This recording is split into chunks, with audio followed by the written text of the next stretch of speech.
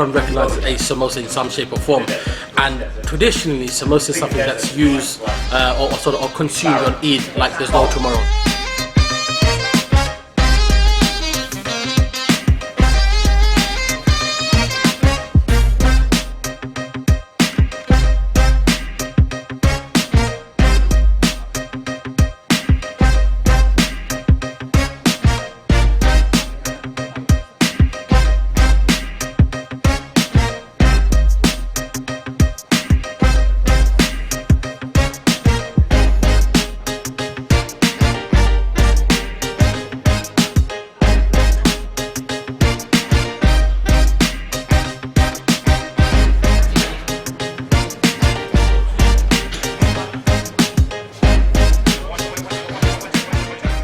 There's so many crazy records, but we thought this is something which we can achieve with our volunteers.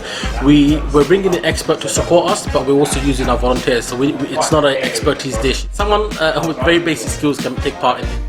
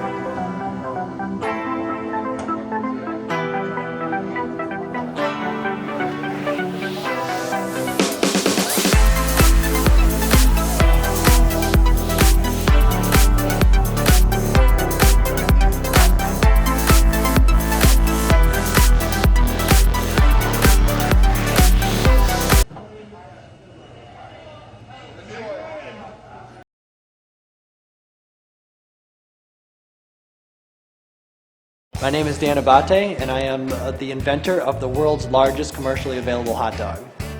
My company is Gorilla Tango Novelty Meats. Our one major product is the Big Hot Dog. We're based in Chicago. We've been around since August of 2009. When we were looking for somebody to produce the Big Hot Dog, we found Schmeizer's Homemade Sausage. Kurt Schmeiser, who's the owner and fifth generation sausage maker in his family, was very happy to work with us on it, and he had all the expertise and skill that was needed to bring the Big Hot Dog into reality. What inspired me to come up with the world's biggest hot dog was an inherent problem with the small hot dogs, that when you bump the grill, they roll all over the place and fall on the ground. So I wanted a hot dog with a flat side so that you bump the grill and it doesn't roll around. So in order to do that, we made a really big hot dog, which you then slice up and then you can just put it on the grill, and it's got 2 flat sides.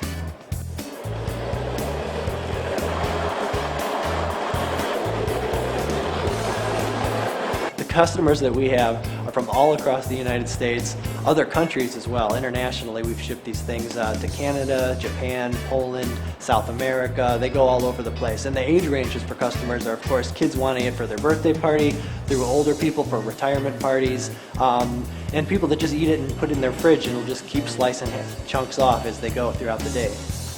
People, when they first see it, generally don't believe that it's real. They usually think that it's some sort of joke.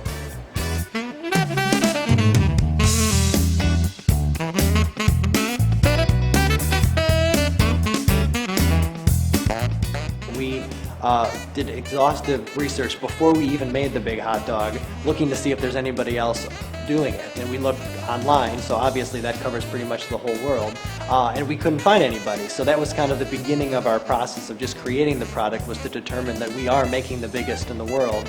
So as soon as we were actually operating and we had a product, we called Guinness to tell them about our record.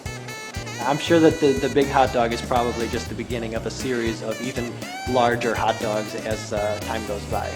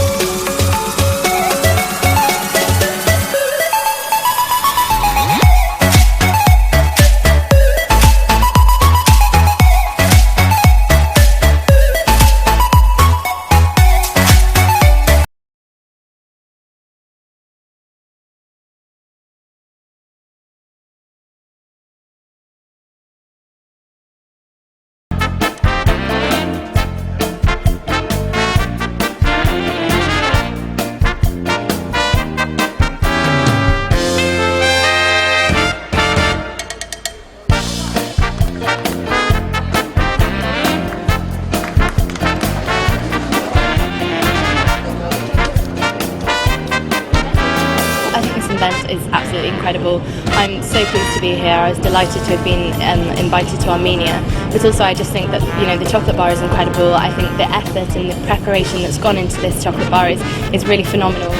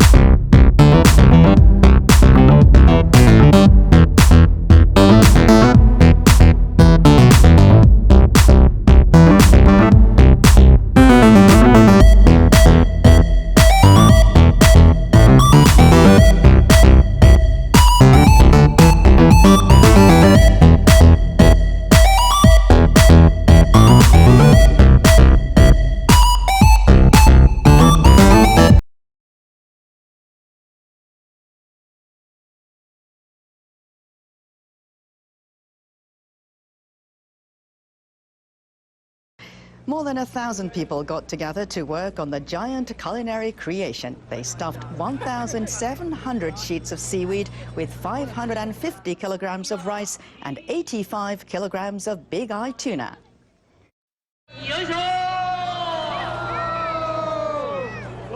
The amateur chefs created a sushi roll that spans 322 meters. That's 2 meters longer than last year's record-setting effort.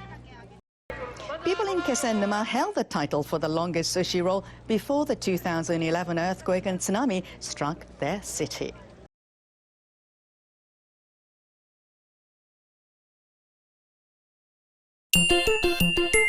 I'm standing in front of the Guinness World Record largest gingerbread house. There's two pieces of criteria in regards to the Guinness World Records. One is it has to be built like a house, and two, it has to be edible. So it does have a foundation, it does have framework, it has trusses, it has electrical, it had to be permitted by the city of Bryan. The outside is completely edible. It has almost 4,000 pieces of 12 by 17 bricks of gingerbread. It has icing, it has almost 22,000 pieces of candy on it between the windows and all that. The biggest challenges were weather. Well, our first bricks that we made, we tested, we had the Texas humidity about 85 degrees.